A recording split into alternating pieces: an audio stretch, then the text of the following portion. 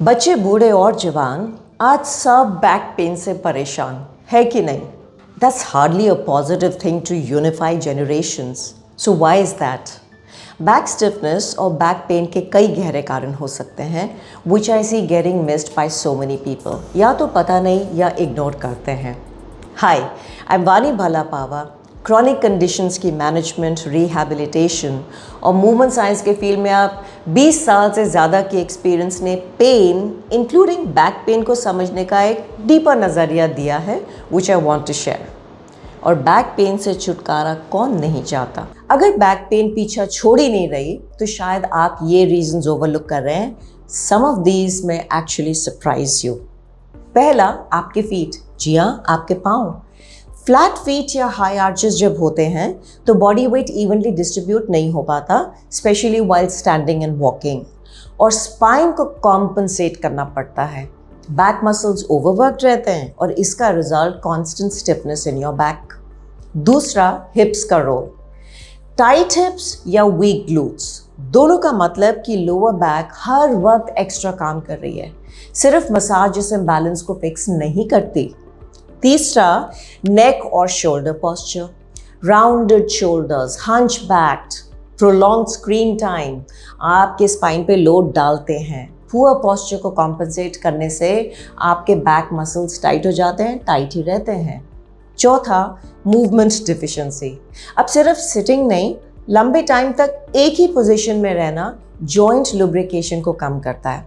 Less fluid की movement का मतलब मोर friction which means more stiffness. पांचवा, कोल्ड वेदर।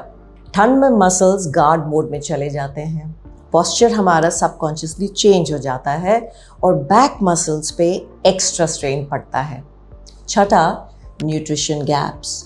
लो मैग्नीशियम, कैल्शियम या विटामिन डी, ये सब मसल रिकवरी और बोन स्ट्रेंथ दोनों को साइलेंटली इम्पैक्ट करते हैं। अगेन बैक पे असर पड़ता है।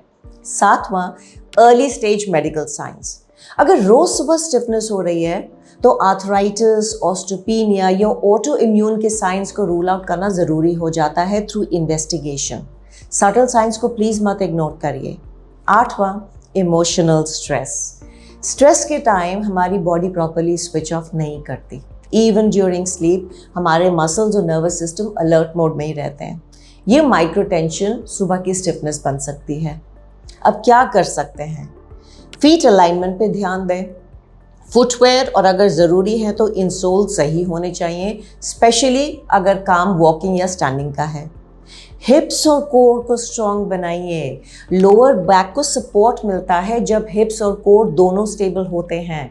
Strength plus mobility equal spine health. Long sitting, micro breaks लीजिए ना। हर 30 to 45 मिनट्स के बाद 4 से 5 मिनट की मूवमेंट ज़रूरी है। Walk, stretch, twist, break your stiffness cycle.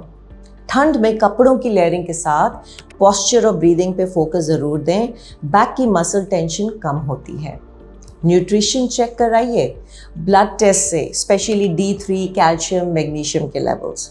And yes, supplements भी इन टेस्ट के बेसिस पर ही लीजिए, गेस वर्क के बेसिस पे नहीं।